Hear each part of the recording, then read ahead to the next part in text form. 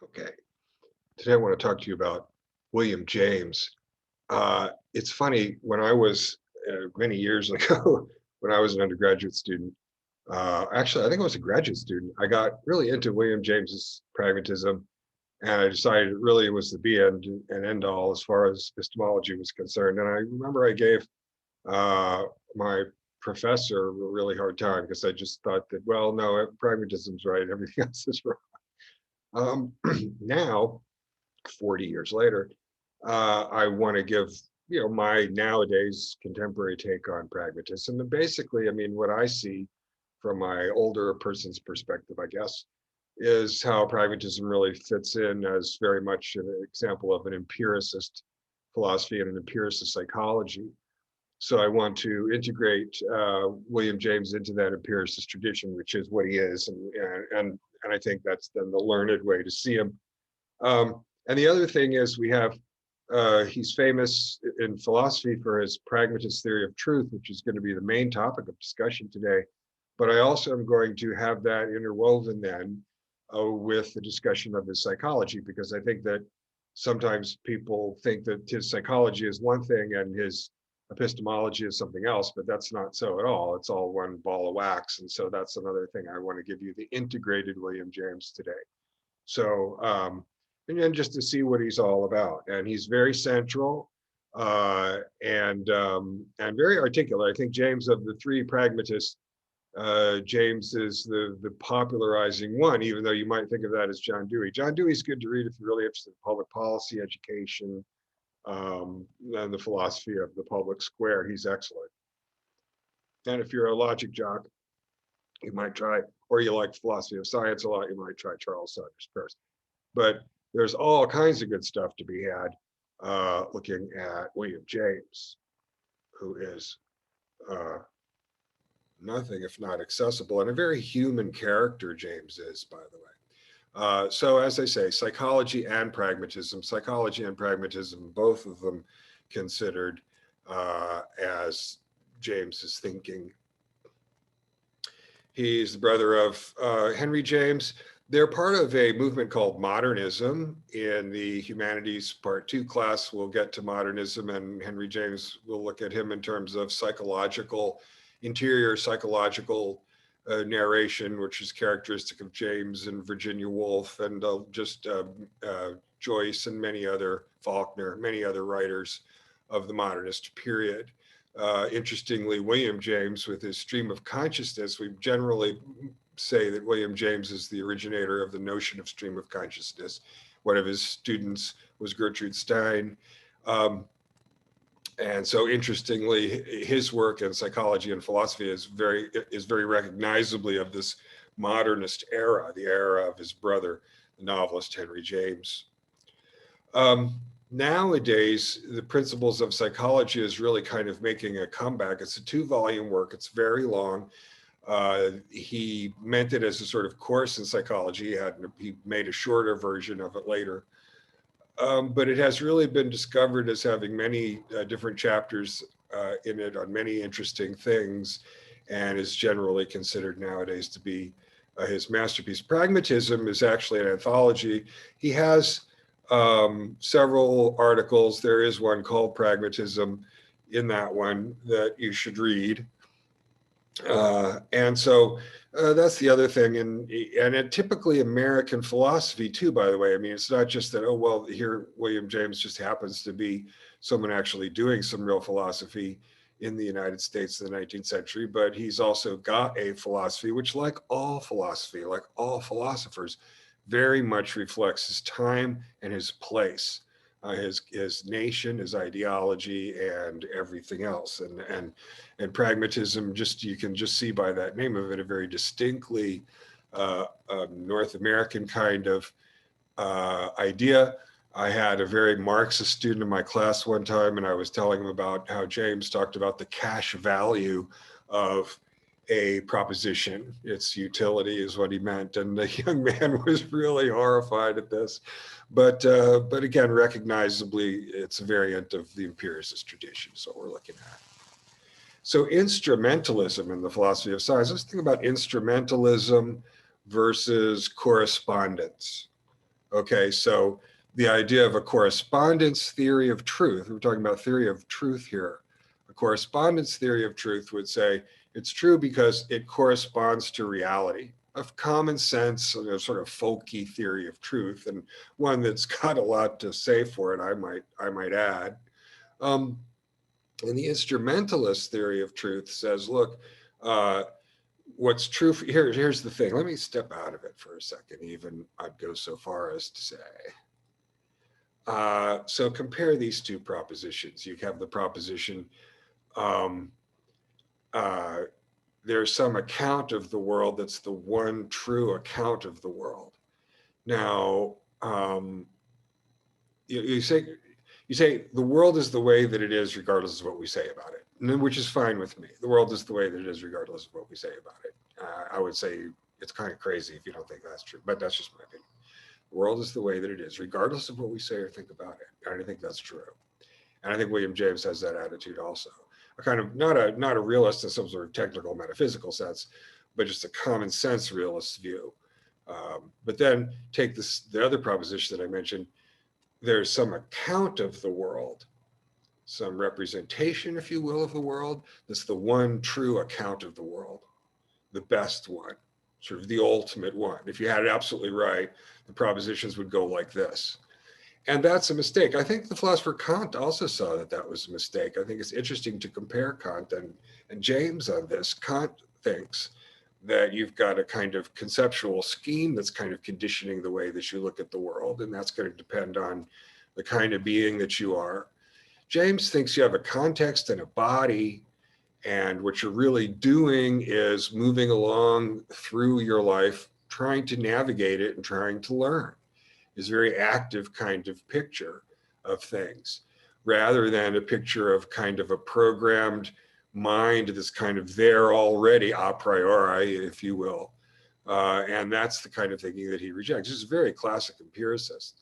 So, so then it's the utility, right? So it's a utility function. Truth, quote unquote, for James is a utility function. It's a pretty simple way of putting it.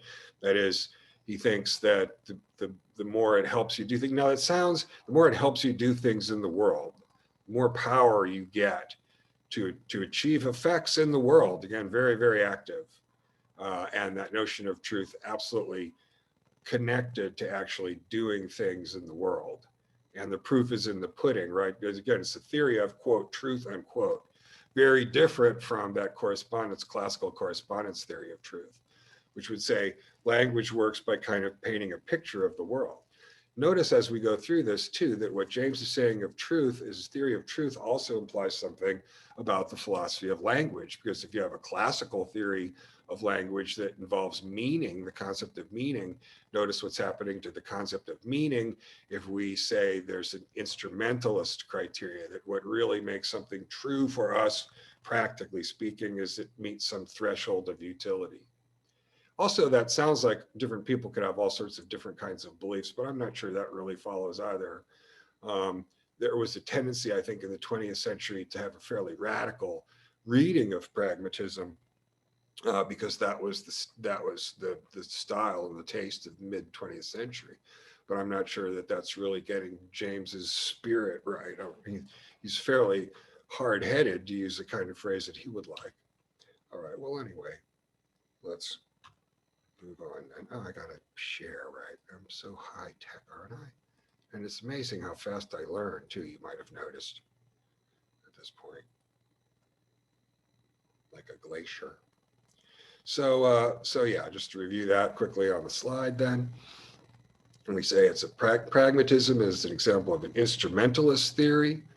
So again, think of in philosophy of science, say you were dealing with unobservables in some theory of physics, and so one attitude would be, well, are these entities that we're referring to in the theory actual things?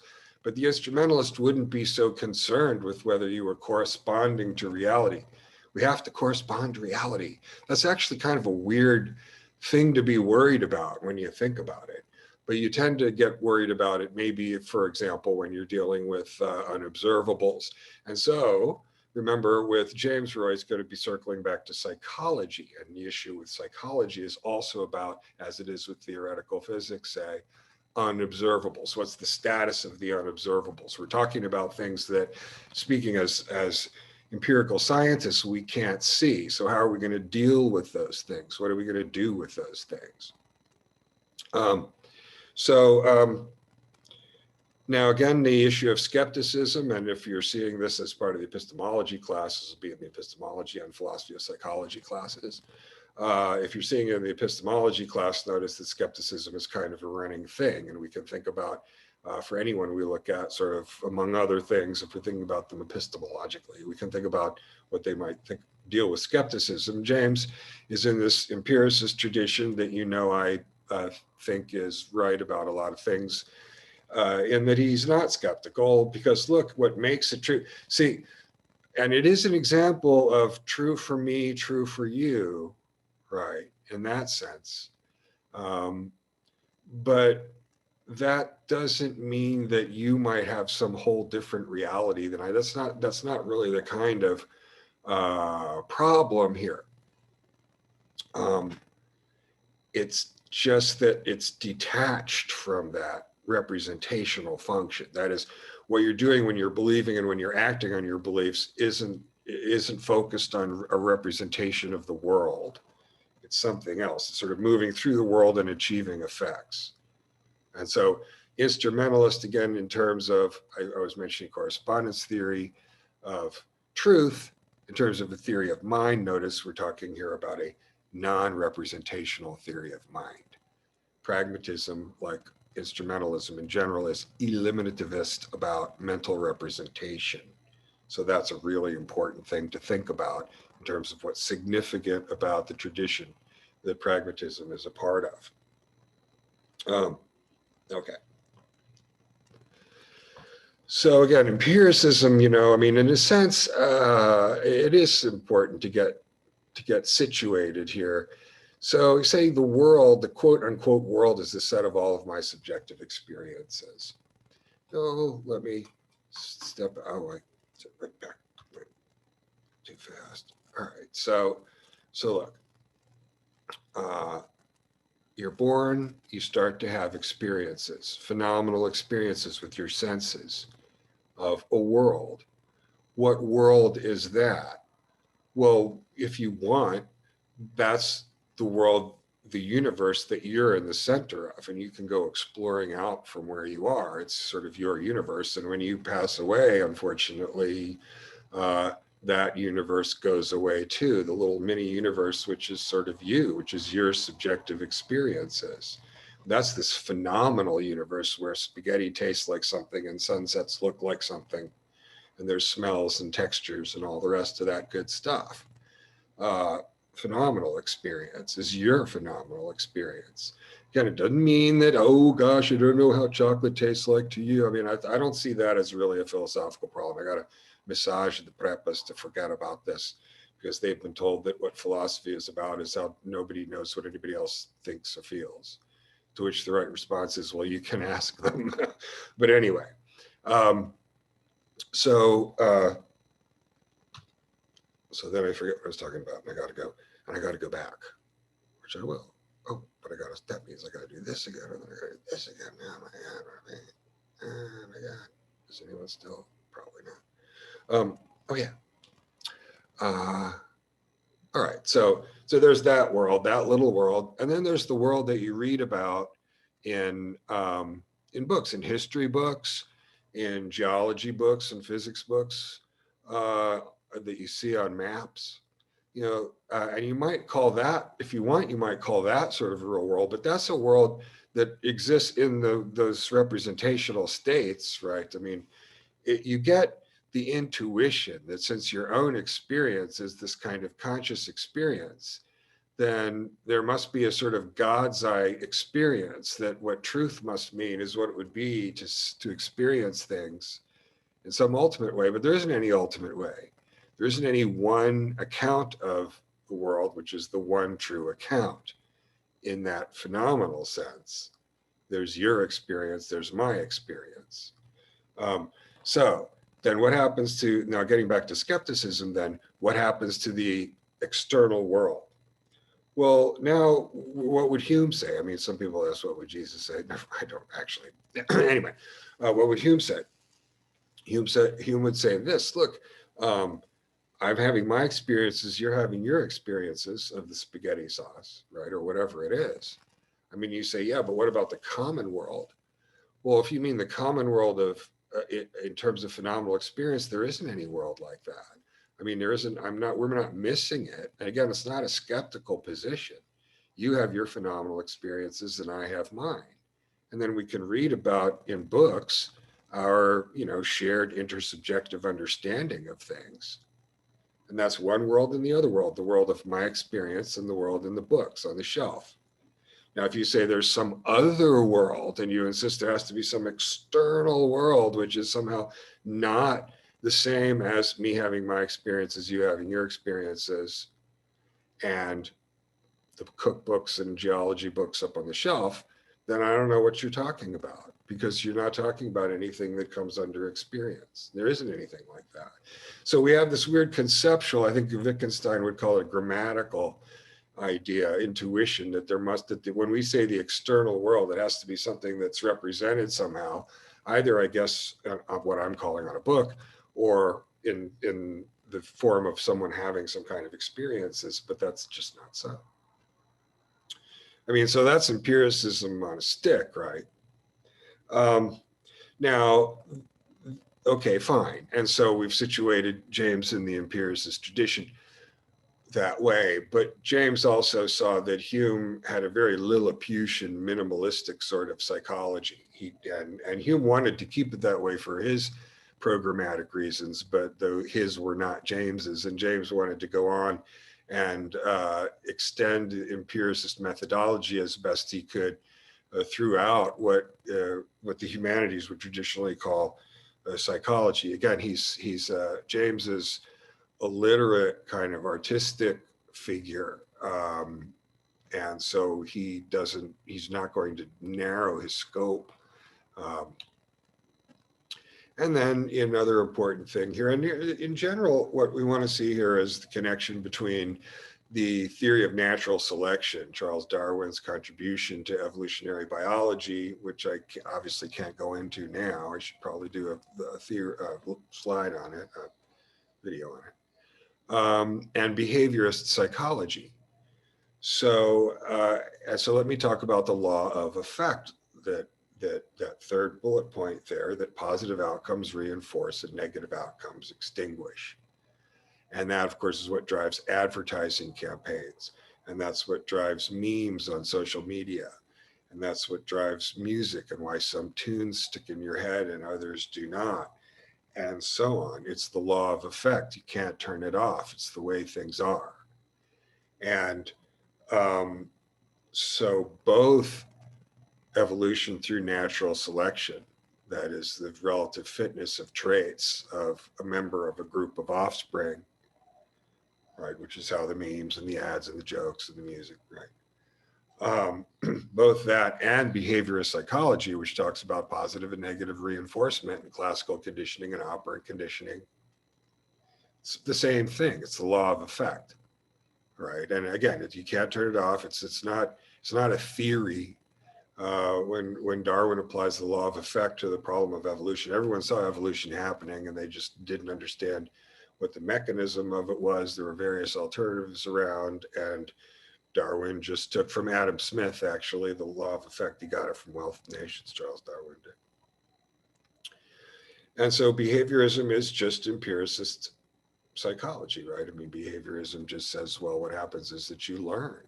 And so that's what Locke is talking about and all that. I mean, the empiricists wanted, the early modern empiricists like Locke and Hume wanted to say that the mind was just a sort of learning machine, because they were trying to keep it as simple as possible. They were sort of anti-mind.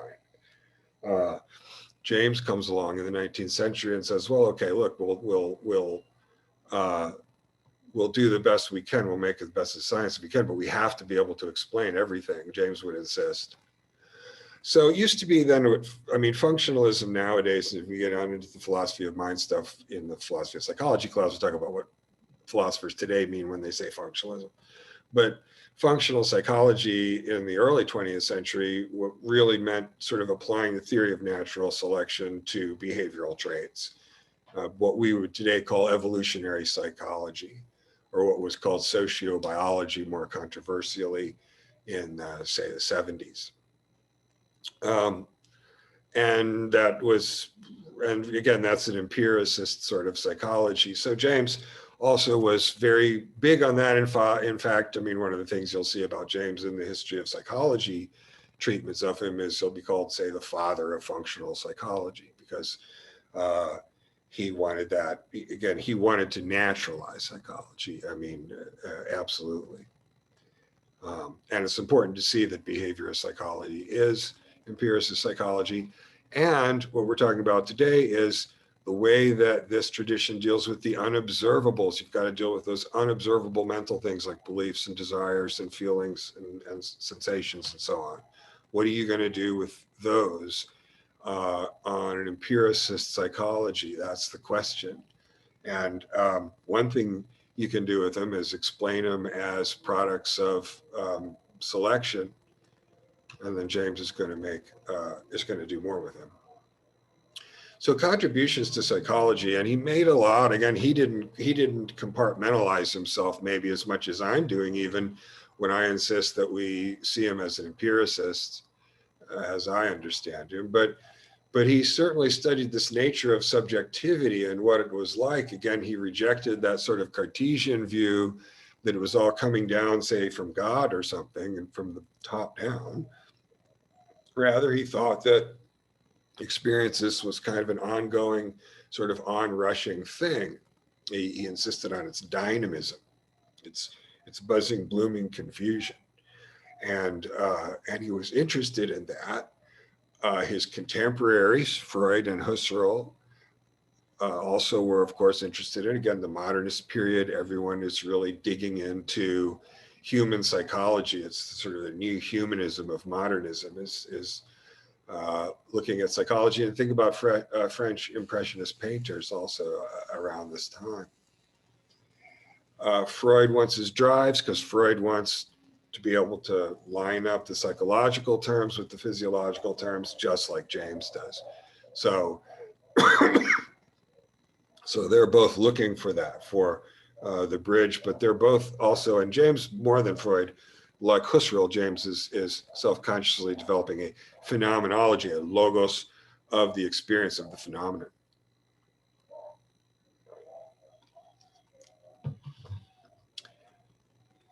What's intentionality? When I talk about you and predict and explain your behavior in terms of your beliefs, hopes, desires, and so on, that's sort of intentional psychology.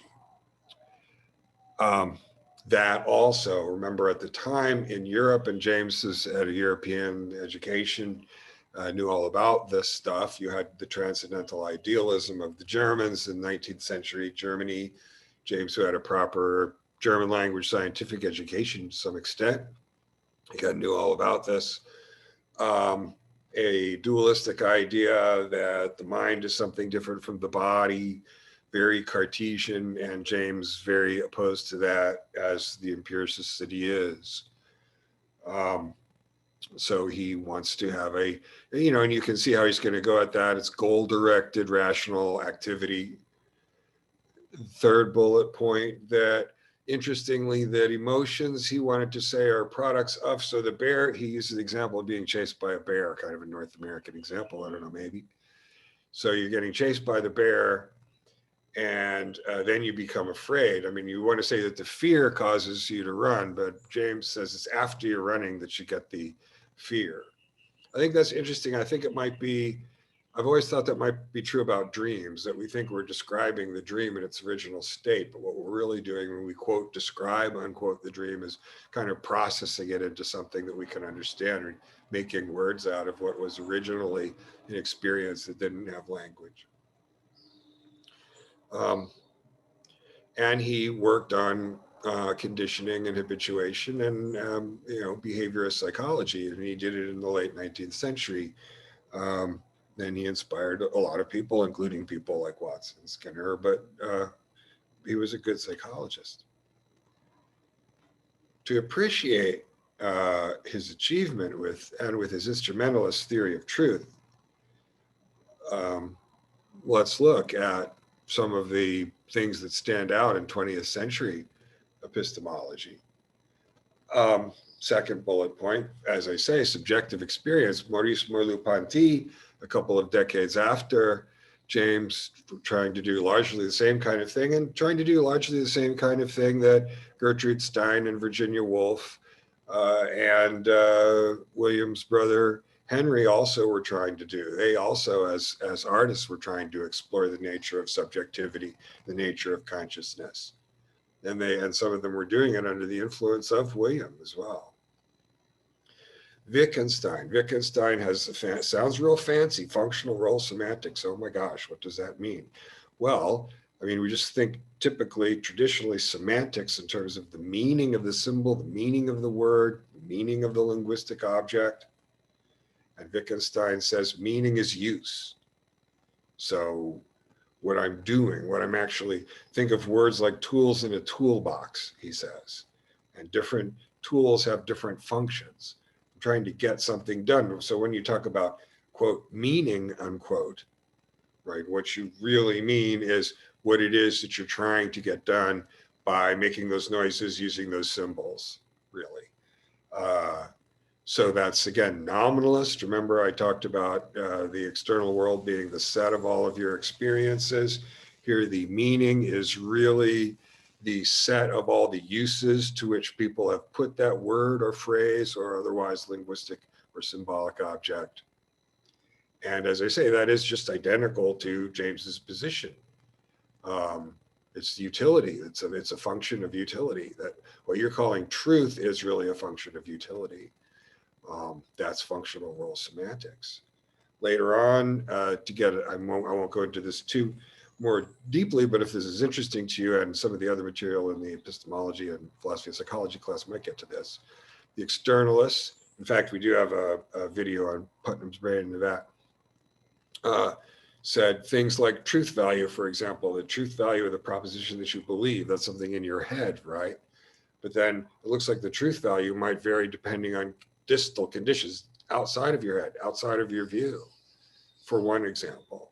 So the idea that we ordinarily think of as semantics of mental representations actually are things that are much more deeply involved with external conditions in the situation. And the embodied mind movement, finally, late 20th century, really moving away from that kind of central processing unit, computationalist sort of notion of thought, and really decentering the mind once and for all. Again, it was Hume who said that when he introspected, he didn't see anything except the contents of the mind. And it was Hume who was hostile to metaphysical constructions, and such as the concept of the mind, the Cartesian notion of the mind, said he didn't think there was anything there. And maybe that was too fast, but a couple hundred years later, we see the empiricist tradition is still moving along that direction that Hume was moving against the concept of mind. The concept of, quote, mind, unquote, as Gilbert Ryle, the great logical behaviorist, says in the title of his great masterpiece, The Concept of Mind, which is a book I recommend. Are we done? Okay. So, okay. I wanted to put William James in context.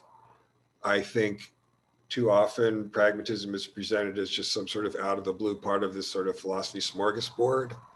And it's not. It's very, very much a version of empiricism, a way of stating it. I also think I'm in the fashion of my times with this.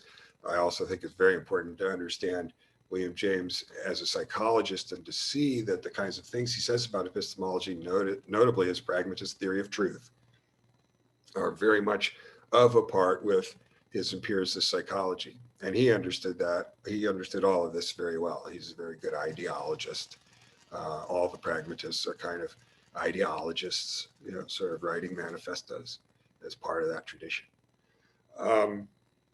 So William James, and I encourage you to look at William James, as well as his brother Henry James. And so, all right. So there.